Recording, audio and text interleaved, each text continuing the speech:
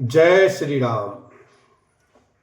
कुश कटंक मग का कर नाना, चलब पया दे बिनु पद त्राना। चरण कमल मृदु मंज तुम्हारे, मार्ग अगम भूमि धर भारे। रास्ते में कुश कांटे और बहुत से कंकड़ हैं, उन पर बिना जूते के पैदल ही चलना होगा। तुम्हारे चरण कमल कोमल और सुंदर हैं और रास्ते में बड़े बड़े दुर्गम पर्वत हैं।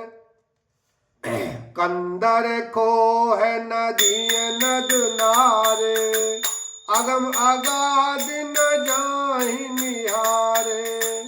भालू बाग ब्रके हरि नागा, करै नाद सुन धीरज भागा। पर्वतों की गुफाएं, खोह, दर्रे, नदियां, नद और नाले ऐसे अगम्य और गहरे हैं कि उनकी ओर देखा तक नहीं जाता। रीछ, बाघ, भेड़िए, सिंह और हाथी ऐसे भयानक शब्द करते हैं कि उन्हें सुनकर धीरज भाग जाता है। भूमि शयन बल तल बसन, असन कंद फल मूल। ते कि सदा सब दिन मिलई, सबई समय अनुकूल। लखन सिया राम जय जय राम। जमीन पर सोना, पेड़ों की छाल के वस्त्र पहनना और कंद मूल फल का भोजन करना होगा। और वे भी क्या सदा सब दिन मिलेंगे, सब कुछ अपने अपने समय के अनुकूल ही मिल सकेगा। नर आहार रजनी चर चरही, कपट बेस विधि कोटिक करही। लागई अति पहार कर पानी, विपिन विपत्ति नहीं जाय बखानी। मनुष्यों को खाने वाले निशाचर राक्षस फिरते रहते हैं। वे करोड़ों प्रकार के कपट रूप धारण कर लेते हैं। पहाड़ का पानी बहुत ही लगता है, वन की विपत्ति बखानी नहीं जा सकती। ब्याल कराल बिहग बन घोरा, निश्चर निकर नारी नर चोरा। डर पई धीर गहन सुधि आए, मृग लोचनी तुम भीरु शोभाए। वन में भीषण सर्प, भयानक पक्षी और स्त्री पुरुषों को चुराने वाले राक्षसों के झुंड रहते हैं। वन की भयंकरता याद आने मात्र से धीर पुरुष भी डर जाते हैं। फिर हे मृगलोचनी, तुम तो स्वभाव से ही डरपोक हो। हंस गवनी तुम नहीं बन जोगु, सुनि अपजस मोहि देई लोगु।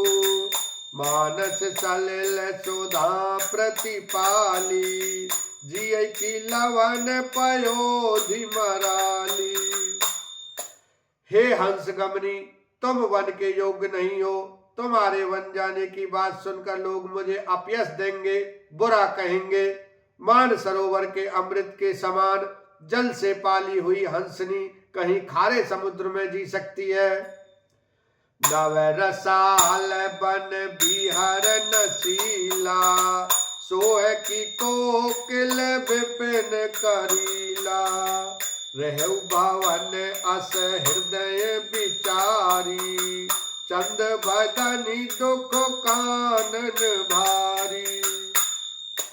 नवीन आम के वन में विहार करने वाली कोयल क्या करील के जंगल में शोभा पाती है। हे चंद्रमुखी, हृदय में ऐसा विचार कर तुम घर ही पर रहो, वन में बड़ा कष्ट है। सहज सुहृद गुरु स्वामी सिख, जो न करई सिर मानी। सो पछताई अघाई और अवश्य होई हित हानि। लखन सिया राम जय जय राम। स्वाभाविक ही हित चाहने वाले गुरु और स्वामी की सीख को जो सिर चढ़ाकर नहीं मानता, वह हृदय में भरपेट पछताता है और उसके हित की हानि अवश्य होती है। सुनि मृदु बचन मनोहर प्रिय के, लोचन ललित भरे जल सिय के, शीतल सिक दाहक भई कैसे, चकई शरद चांदन सी जैसे। प्रियतम के कोमल तथा मनोहर वचन सुनकर सीता जी के सुंदर नेत्र जल से भर गए। श्री राम जी की यह शीतल सीख उनको कैसी जलाने वाली हुई, जैसे चकवी को शरद ऋतु की चांदनी रात होती है। उतरु न आव बिकल देही, तजन चहत सुचि स्वामी सनेही, बरबस रोकी बिलोचन बारी, धर धीरज और अवनी कुमारी। जानकी जी से कुछ उत्तर देते नहीं बनता। वे यह सोचकर व्याकुल हो उठी कि मेरे पवित्र और प्रेमी स्वामी मुझे छोड़ जाना चाहते हैं। नेत्रों के जल आंसुओं को जबरदस्ती रोककर वे पृथ्वी की कन्या सीता जी हृदय में धीरज धरकर, लागी सासु पागी कह कर जोरी, क्षम देव बड़ी अभिनय मोरी, दीनी प्राणपति मोई सिक सोई, जही विधि मोर परम हित होई। सास के पैर लगकर हाथ जोड़कर कहने लगी, हे देवी, मेरी इस बड़ी भारी ढिठाई को क्षमा कीजिए। मुझे प्राणपति ने वही शिक्षा दी है जिससे मेरा परम हित हो। मैं पुण्य समझ दीख मन माही, पिय वियोग सब दुख जग नाही। परंतु मैंने समझ कर देख लिया कि पति के वियोग के समान जगत में कोई दुख नहीं है। प्राणनाथ करुणायतन, सुंदर सुखद सुजान, तुम बिनु रघुकुल कुमुद विधु, सुरपुर नरक समान, लखन सिया राम जय जय राम। हे प्राणनाथ, हे दया के धाम, हे सुंदर, हे सुखों के देने वाले, हे सुजान, हे रघुकुल रूपी कुमुद के खिलाने वाले चंद्रमा, आपके बिना स्वर्ग भी मेरे लिए नरक के समान है।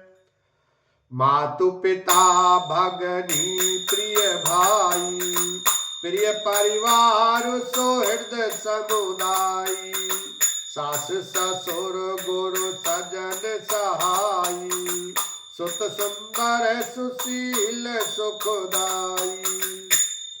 माता पिता बहन प्यारा भाई, प्यारा परिवार, मित्रों का समुदाय, सास ससुर गुरु स्वजन, बंधु बांधव, सहायक और सुंदर सुशील और सुख देने वाला पुत्र।